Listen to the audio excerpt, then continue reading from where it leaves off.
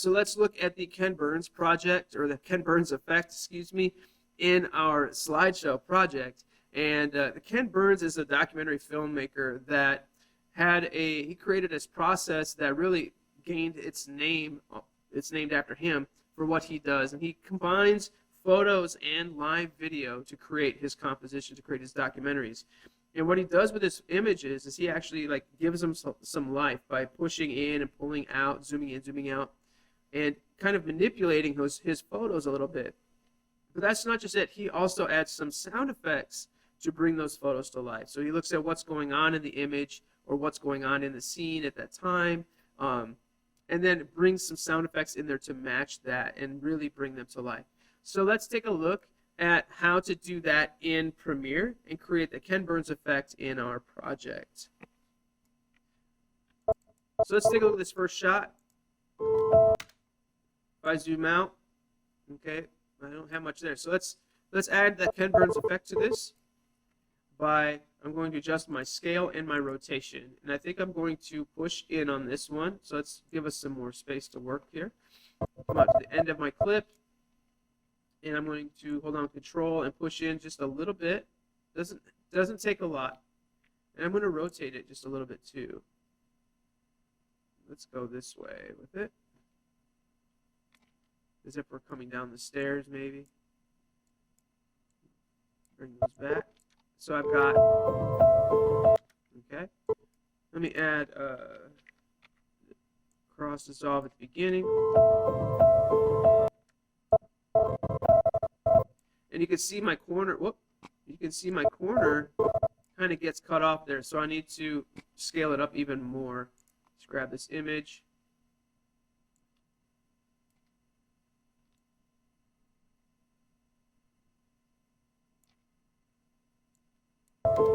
There we are. And let's push out on this one as well. So I'm going to change my scale and position on this particular one. And then I'm going to come to the end, drop my scale back a little bit. Not a lot, maybe 5%. Like that. And these are moving kind of fast. These could be a lot slower. Your images could be up a lot longer than what I've got. I think right now they're only sitting at like a second, so they could be 3 to 4 seconds long easily. And again, on this one, I'm going to position and scale on this one.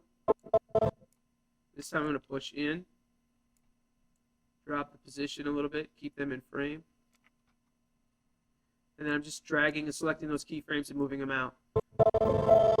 Okay.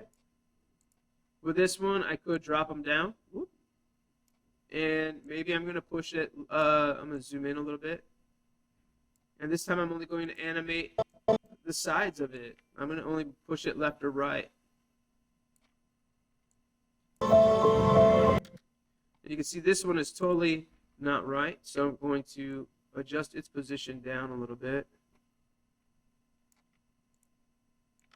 And I'm going to drop that and see if I can push out. Oh yeah. And move up a little bit. Looks good. And then this one again here. I'm just going to drop it down.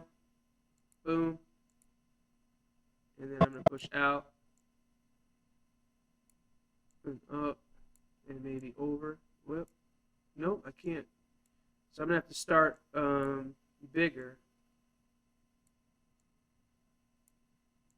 so that I can end there. Let's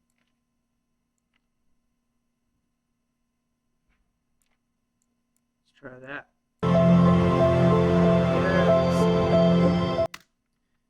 We'll save that quick. So there's half of the Ken Burns effect. Now what we're going to do is add some audio in here. So we've got some, let's see here, people walking. I've got some human footsteps, I believe. That's crowd. Here's some footsteps. We'll just add some footsteps in here. They're not going to be perfect because I haven't edited these at all. But we'll just drop some subtle sound effects. And this is footsteps on wood. We definitely wouldn't want that. We want to find something that has like cement or gravel involved, something basically that matches the environment. You might have people outside. So we've got, what's this one? Human crowd. Let's see what that sounds like. Hopefully it's a good one.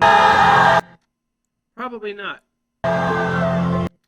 Sounds like a riot. Definitely not what we want. But that is kind of the idea there, where you get sound effects that match with what your scene is going, unlike what I've got here.